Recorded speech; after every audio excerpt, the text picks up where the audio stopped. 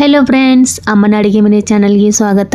ಎಲ್ಲರೂ ಹೇಗಿದ್ದೀರಾ? ನಾನಂತೂ ಸಖತ್ತಾಗಿದ್ದೀನಿ, ನೀವು ಕೂಡ ಹಾಗೆ ಇದ್ದೀರಾ ಅಂತ ಅನ್ಕೊತೀನಿ.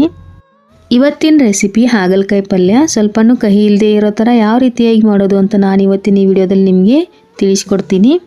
ಈ ರೀತಿ ಒಂದ್ಸಲ ಟ್ರೈ ಮಾಡಿ ನೋಡಿ. ದೊಡ್ಡವರೇ ಆಗಲಿ ಚಿಕ್ಕವರೇ ಆಗಲಿ ಹಾಗಲಕಾಯಿ ಪಲ್ಯ ಬೇಡ ಅನ್ನೋರು ಕೂಡ ಇಷ್ಟಪಟ್ಟು ತಿಂತಾರೆ.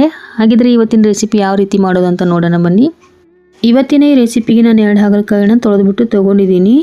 ಅದನ್ನು ಇವಾಗ ಯಾವ ರೀತಿಯಾಗಿ ಕಟ್ ಮಾಡೋದು ಅಂತ ಕೂಡ ತೋರಿಸ್ತೀನಿ. ನಾನು ಚಾಕುನಿಂದ ಈ ರೀತಿಯಾಗಿ ಚಿಕ್ಕ ಚಿಕ್ಕ ಪೀಸ್ಗಳನ್ನಾಗಿ ಕಟ್ ಮಾಡ್ಕೊಳ್ತೀನಿ. ಇದೇ ರೀತಿಯಾಗಿ ನೀವು ಕೂಡ ಚಿಕ್ಕ ಚಿಕ್ಕ ಪೀಸ್ಗಳನ್ನ ಕಟ್ ಮಾಡ್ಕೋಬೇಕಾಗತ್ತೆ.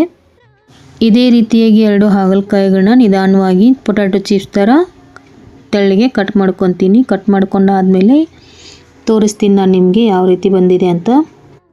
2 ಹಾಗಲಕಾಯಿಗಳನ್ನ ಕಟ್ ಮಾಡಿ ಇಟ್ಕೊಂಡಿದ್ದೀನಿ. ಇವಾಗ ಇದರೊಳಗಡೆ ಇರೋ ಬೀಜಗಳನ್ನ ಚಾಕುನಿಂದ ತೆಗಿತೀನಿ. ಯಾಕೆ ತೆಗಿಬೇಕಪ್ಪ ಅಂದರೆ ಅದು ತುಂಬಾ ಕಹಿಯಾಗಿರುತ್ತೆ, ಅದಕ್ಕೋಸ್ಕರ ಅದನ್ನೆಲ್ಲ ತೆಗಿಬೇಕಾಗತ್ತೆ. ನಾನಿವಾಗ ಅದನ್ನು ನೀಟಾಗಿ ಎಲ್ಲನೂ ಕ್ಲೀನ್ ಮಾಡಿ ಇಟ್ಕೊತಿದ್ದೀನಿ. ಎಲ್ಲ ಹಾಗಲಕಾಯಿ ಪೀಸ್ಗಳಿಂದನೂ ಬೀಜವನ್ನು ತೆಗಿಬೇಕಾಗತ್ತೆ. ನಾನು ಚಾಕುನಿಂದ ತೆಗಿತಾ ಇದ್ದೀನಿ. ನಿಮಗೆ ಯಾವ ರೀತಿ ಈಜಿ ಅನಿಸುತ್ತೆ, ತೆಗಿಯೋದಕ್ಕೆ ಈಜಿ ಆಗುತ್ತೆ, ಅದರಿಂದ ನೀವು ತೆಗಿಬೋದು. ಎಲ್ಲ ಪೀಸ್ಗಳಿಂದನೂ ಅದನ್ನು ಕ್ಲೀನ್ ಮಾಡಿದ ನಂತರ ಯಾವ ರೀತಿಯಾಗಿ ಕಾಣಿಸುತ್ತೆ ನಾನು ನಿಮಗೆ ತೋರಿಸ್ತೀನಿ. ಎಲ್ಲ ಪೀಸಸ್ನು ಕ್ಲೀನ್ ಮಾಡಿ ಇಟ್ಕೊಂಡಿದ್ದೀನಿ. ಇವಾಗ ಈ ಪಲ್ಯನ ಮಾಡೋದಕ್ಕೆ ಯಾವ್ಯಾವ ಸಾಮಗ್ರಿಗಳು ಬೇಕಾಗುತ್ತೆ ಅಂತ ನೋಡೋಣ. ಪಲ್ಯ ಮಾಡೋದಕ್ಕೆ ಬೇಕಾಗುವಂಥ ಎಲ್ಲ ಐಟಮ್ಸ್ನು ತಟ್ಟೆಗೆ ಹಾಕಿಟ್ಕೊಂಡಿದ್ದೀನಿ. ಮೊದಲಿಗೆ ಸಾಸಿವೆ ಮತ್ತು ಜೀರಿಗೆ, ಸ್ವಲ್ಪ ಅರಿಶಿನ ತಗೊಂಡಿದ್ದೀನಿ, ಸ್ವಲ್ಪ ಹಿಂಗು, 2 ಮೀಡಿಯಮ್ ಸೈಜ್ ಈರುಳ್ಳಿನ ಕಟ್ ಮಾಡಿ ಇಟ್ಕೊಂಡಿದ್ದೀನಿ, ಸ್ವಲ್ಪ ಕರಿಬೇವು, ಸ್ವಲ್ಪ ಬೆಲ್ಲನ ತುರಿದು ಇಟ್ಕೊಂಡಿದ್ದೀನಿ, ಹಸಿ ಕೊತ್ತಂಬರಿನ ತಗೊಂಡಿದ್ದೀನಿ, ಬೆಳ್ಳುಳ್ಳಿ ಮತ್ತು ಹಸಿಶುಂಠಿನ ತೊಗೊಂಡಿದ್ದೀನಿ, ಸ್ವಲ್ಪ ಹಸಿ ಶೇಂಗಾನ ತಗೊಂಡಿದ್ದೀನಿ.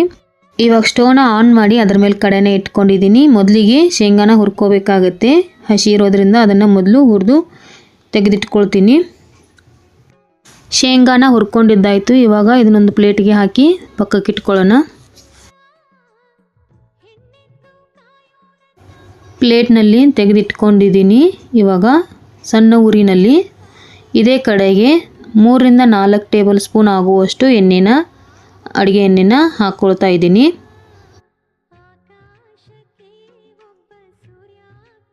ಎಣ್ಣೆ ಕಾದ್ಮೇಲೆ ನಾವು ಆಗಲೇ ಕಟ್ ಮಾಡಿ ಇಟ್ಕೊಂಡಿದ್ದಂಥ ಹಾಗಲಕಾಯಿ ಪೀಸಸ್ನ ಆ ಕಡಾಯಿನಲ್ಲಿ ಹಾಕ್ಕೊಳ್ತಾ ಇದ್ದೀನಿ.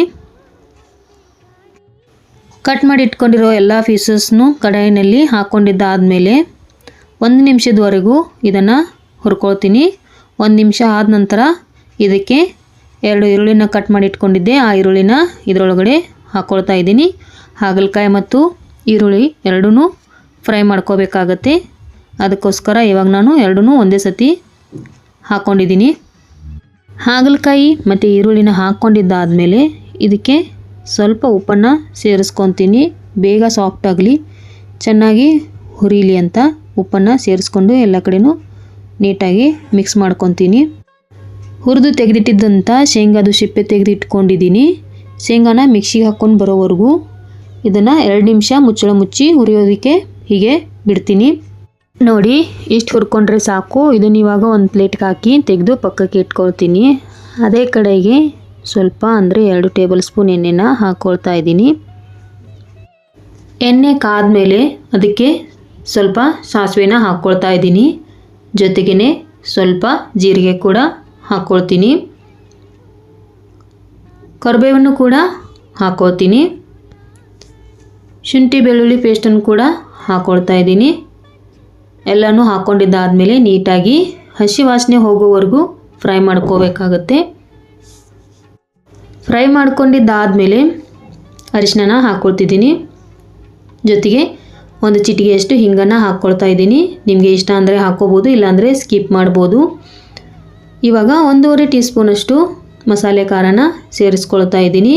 ನಿಮಗೆ ಇನ್ನೂ ಜಾಸ್ತಿ ಖಾರ ಬೇಕು, ನನಗೆ ಸಪ್ಪೆ ತಿನ್ನೋಕ್ಕಾಗಲ್ಲ ಅನ್ನೋರು ಇನ್ನೂ ಜಾಸ್ತಿ ಖಾರನ ಹಾಕ್ಕೊಂಡು ಮಾಡ್ಕೊಳ್ಬೋದು. ಇವಾಗ ನೀಟಾಗಿ ಎಲ್ಲನೂ ಒಂದ್ಸರಿ ಮಿಕ್ಸ್ ಮಾಡ್ಕೊಂಡಾದ್ಮೇಲೆ ಹುರಿದು ತೆಗೆದಿಟ್ಟಿದ್ದಂಥ ಹಾಗಲಕಾಯಿನ ಇವಾಗ ಇದರಲ್ಲಿ ಸೇರಿಸ್ಕೊಳ್ತಾ ಇದ್ದೀನಿ. ಕಡೆಗೆ ಹಾಕ್ಕೊಂಡಿದ್ದಾದಮೇಲೆ ಒಂದು ಸತಿ ನೀಟಾಗಿ ಎಲ್ಲನೂ ಮಿಕ್ಸ್ ಮಾಡ್ಕೊಳ್ಳೋಣ. ಈಗ ಇದಕ್ಕೆ ಆಗಲೇ ಮಿಕ್ಸಿಗೆ ಹಾಕಿ ತೆಗೆದಿಟ್ಟಿದ್ದಂಥ ಶೇಂಗಾ ಪುಡಿನ 1-2 ಟೀ ಸ್ಪೂನ್ ಆಗುವಷ್ಟು ಶೇಂಗಾ ಪುಡಿನ ಹಾಕ್ಕೊಳ್ತಾ ಇದ್ದೀನಿ.